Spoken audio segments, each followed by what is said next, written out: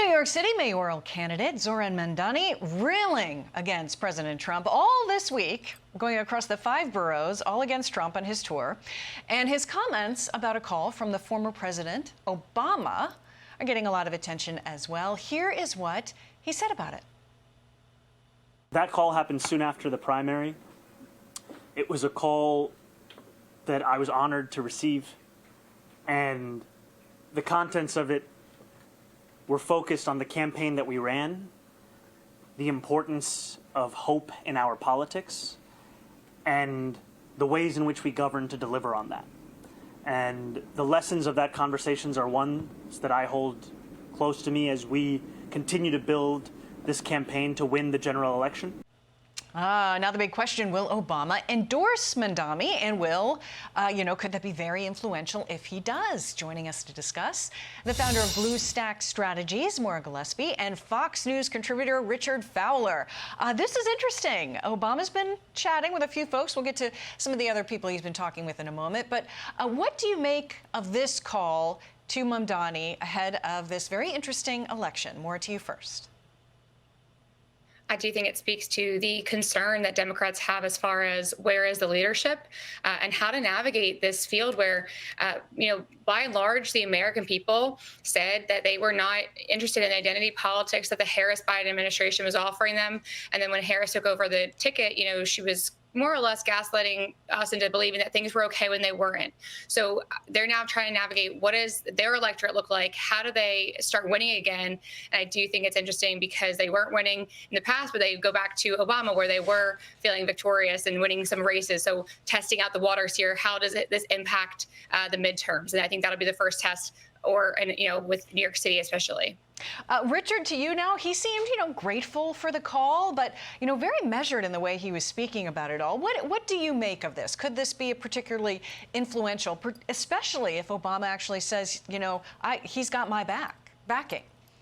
Well, one, thanks for having me, Molly. And two, I think Maura's sort of right. I do think Democrats are trying to reorient themselves. And I think they're reorienting themselves to the kitchen table issues that really sort of catapulted Barack Obama to the finish line, but also seems to be working here for Zohran in New York. It's worth pointing out that in 2024, in that past election, what we saw Donald Trump do in New York City was make major gains for Republicans, right? Republicans voted for Donald Trump in numbers that we have never seen before in New York City. And I think that the ideal, Trump's authenticity, Trump's ability to talk sort of off the cuff, Trump's ability sort of to connect with the forgotten man. The clip we saw there was from the Bronx where Trump spent a lot of time campaigning. And I think Zohran understood that, and he understands that same sort of sentiment of how do I come off as authentic and how do I deal with the kitchen table issues that keep moms and dads and uncles and aunts up at night, things like rent, wages, health care, especially in a moment right now where we see health care costs going up and we see more and more hospitals closing their doors as a result of many of the cuts made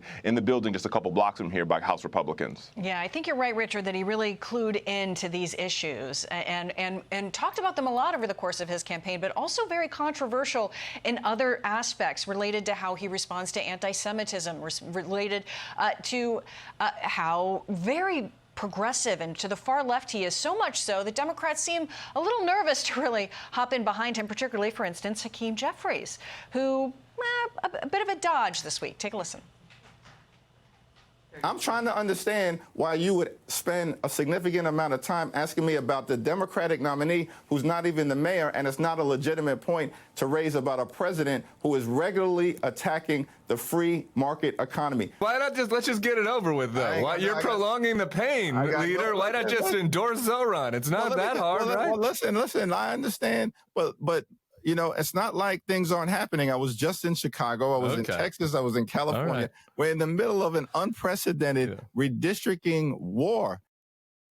The minority leader there just is very, very busy, Maura. What do you make of this response? He's not the only one that's been a bit hesitant.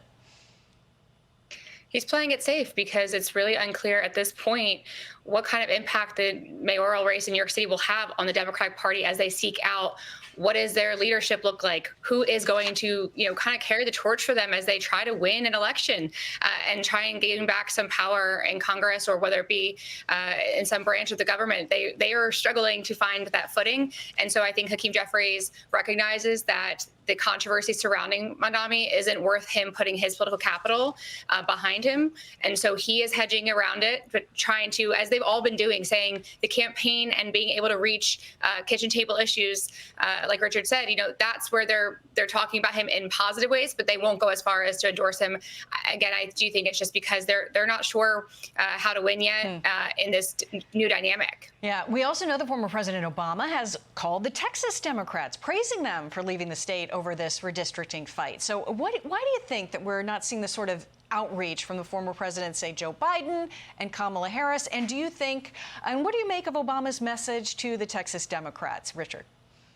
Well, look, I think these stories are actually connected. I think the reason why you see Barack Obama reaching out to Democrats who are taking a stand in this moment is because he thinks the party needs to do more stand-taking, if we could use that word for just a minute, right? But let's go back to New York, because I think these things are connected. Because what you see happening in New York is not necessarily what's happening in the walls of Congress or in the walls of the Democratic Party, but Democratic voters, right? Voters overall are saying, we like Zohran over the other candidates. We like Zohran over the establishment candidate of Andrew Cuomo, which is why he's sort of running away with this mayoral election in this moment. And I also think you see Democrats in Texas seeing their legislators saying, listen, we're leaving the state because what we see happening here is tantamount to a power grab by Republicans.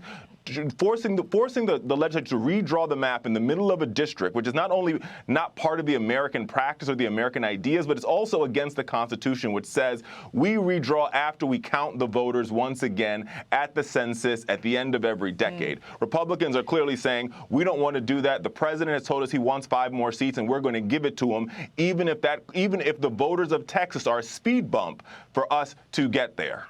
And that's very sad. Richard Fowler, Maura Gillespie, thank you very much for chatting with us. It's very interesting to see how President Obama is interacting and potentially what this could mean as we head closer and closer to the midterms. Very grateful to both of you. Good to see you, Molly. Thank you for your thoughts. Take good care. Thank you. Hey, Sean Hannity here. Hey, click here to subscribe to Fox News YouTube page and catch our hottest interviews and most compelling analysis. You will not get it anywhere else.